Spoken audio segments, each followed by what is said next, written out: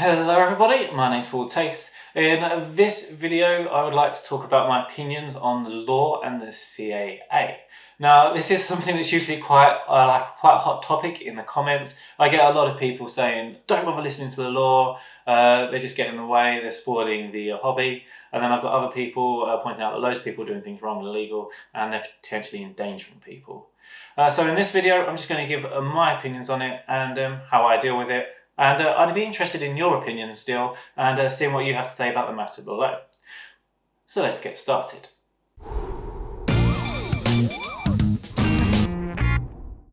Okay guys, so the first thing I'm going to start off by saying is I do believe that there should be some regulation on drones and the way they are flown.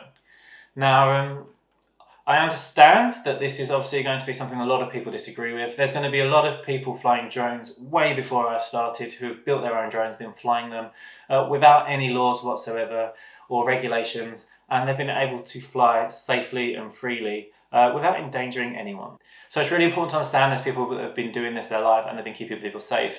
However, I feel that now everything's starting to change. Before you'd have to build your own drone, know what you're doing. And then, and even now, if I wanted to build my own drone, I still wouldn't really know what to do. But there's the commercial route now, and anybody can go out, buy a drone, or fly several drones, and then just take them off and put them in the air. So now we've gone from a place where we've got very few people doing the hobby to a lot of people now flying drones. And actually, if I ever go anywhere early in the morning to get up before anybody else is around to fly my drone coming into sunset or sunrise, there's usually somebody else with a drone somewhere. And that's quite a thing really. That just shows how popular it is. There's lots of people that have got the same idea. They want to be flying at the same times. So I believe there is some regulation needed to make sure that everybody's kept safe. Not just the other air users or the people below, but also the person flying the drone and the drone itself. Now when I look at the CAA, I look at all the regulations they've put in place. They did have some laws that I felt were unfair at the time, and they've actually changed these laws. So putting drones all into the same category and saying you have to keep 150 meters away from congested areas, 50 meters away from buildings, was something that I felt isn't actually even unfair, but it's when you've the difference between flying something like a Mini 3 and flying an almost 20-kilogram drone is quite considerably different. So I actually like the way the CAA have taken the law and they've put it into the risk and health and safety rather than the commercial aspect of it. Now there are still some things I disagree with. Flying first person, having to have a spotter and wearing goggles. Personally, I feel this is a bit too far, but having said that, these are the laws at the moment, and these are ones that I would follow. Now, this is one of the few exceptions of the things that I think the CAA have done badly. When you look at everything else and you go to other countries, even in Europe, but especially things like in America, where they've banned DJI entirely, they have lots of restrictions. And then if you go to other countries, you're not allowed to fly over national parks, and you're not allowed to fly at night. The UK actually have some laws that are very liberating, and you've actually got now a lot more places you can fly.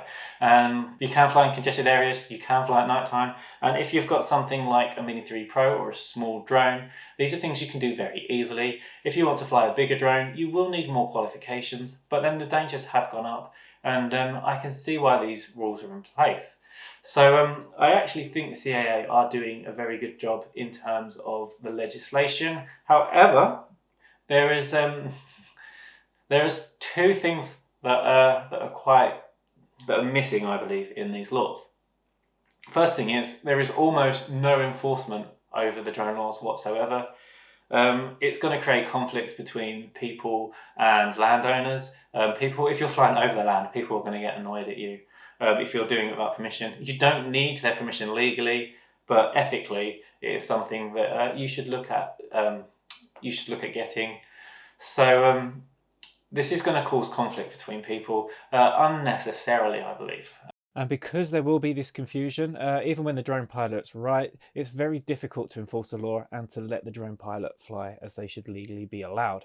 So I believe there should be enforcement on this side too, not all the laws just against drone pilots.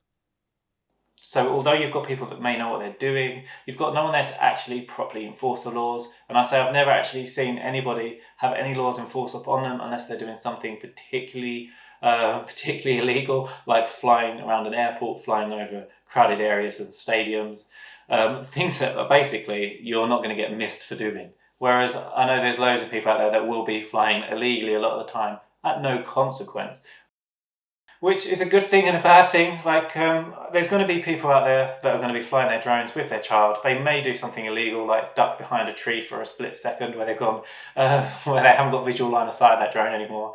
You shouldn't be arresting people for accidentally doing a little thing that's not too dangerous. But then when you compare it to people that are doing something particularly dangerous, like flying near aeroplanes or flying over sensitive areas, that's where the laws become a bit different. So the lack of enforcement is something I'm looking at and questioning. Although the CAA have written out these guidelines and they're entrusting the police to enforce this, the police don't necessarily know the laws, and I've seen a lot of videos where police have got the laws completely wrong. So we need to be educating people, the public and the police at the same time. But educating the public is going to be something that's very difficult to do, because if they don't have an interest, there's no way you can make them learn the law. And it's not as simple as it could be, although the way they have done it now is going to make it easier to categorize each particular drone. So if you do get a drone, you'll be able to see exactly the laws around that drone rather than having to know all of the laws and encompass all of them into your learning. So the other side is to educate the police, or to teach the police the laws, and to make sure when they do challenge drone pilots that they actually know what they're talking about, and that they are not trying to get people to basically give up their freedom in flying their drone when they have no right to do that. And this is certainly an issue out there. But when we look at the drone laws and the lack of enforcement, I feel that it's being punished proportionally to what people are doing. So what you'll find is that people are going out with their children that are breaking the laws in less severe ways. They've not hurt anybody. They've come back. Everybody's had a nice time, and nobody's been disturbed. These people are going to be completely overlooked. And then you get the extreme where people are flying over sensitive areas, are flying around airports, or people that are flying too high in sort of air traffic areas. This is something that's extremely serious. This is something that is potentially dangerous and will need to be stopped. And these are going to be the consequences that the police are going to be enforcing, in my opinion. Now, the other thing that I would say about the CAA and also the police is when I've tried to get in contact with them to ask them specific questions about the law, I find it very difficult to get through to anybody who can talk to me about the answers. And in fact, I have not managed to actually do that. I have sent off 5 or 6 different emails to the CAA. I have to wait 6 weeks for a reply, and by that point they give me a generic reply that's completely useless, and I just don't get any replies at all from the police. Now, this is something that I feel is very sad, is if you've got people that are trying to uphold the law and it's a very confusing law and there is nobody to speak to, this is something that is a clear concern. Why is nobody taking this seriously, and why are people expected to follow laws that the people that are creating them don't even take seriously? So I believe you should be following the laws, but I also believe that the CAA and the police should be trying to connect more with the droning community. They should be more accessible, and this is something I feel really strongly about. The CAA have come from a background where they're dealing with organisations, so they're going to have these things set in place and an organisation to enforce it, and they're going to have people within that organisation that they have connections with, that they can sort any problems out. With the general public, there is nothing like that yet, and I feel that is something that is very important, something that is needed. So as a content creator, when I go to these people to get good information, accurate, legal, I feel there should be more access to that information, and I should be able to help spread that information.